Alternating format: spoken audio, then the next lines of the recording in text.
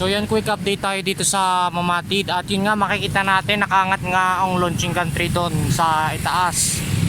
Nakaangat na ang launching gantry sa wakas.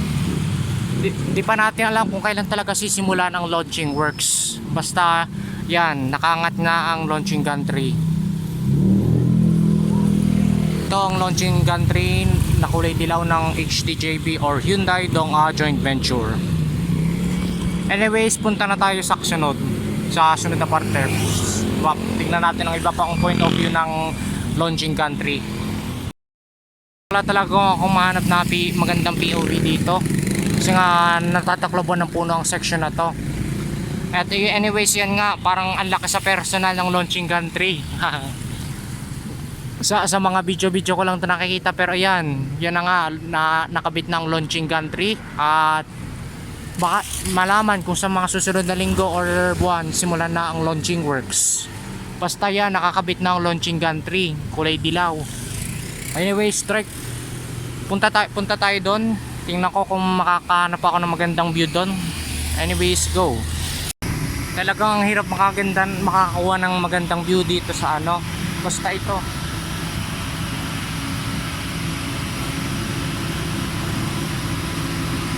Ito yung view ng launching gantry dito sa may tapat ng Pier 1150.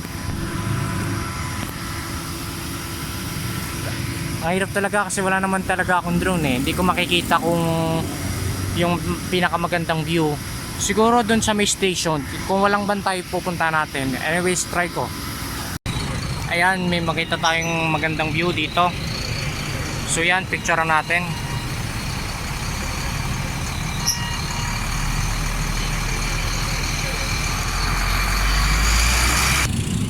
Ito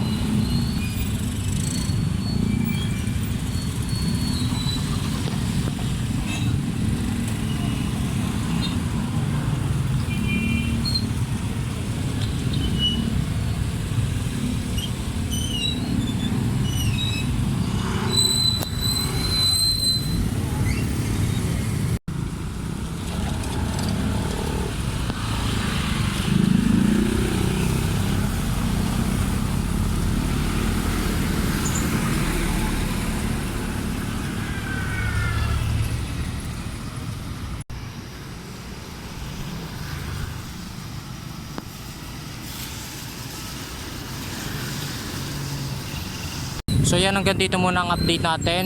Magagawa ko sa susunod na update, gagawin ko ng full update mula dito sa Mamatid hanggang sa Katapatan. Anyways, ayun muna for now.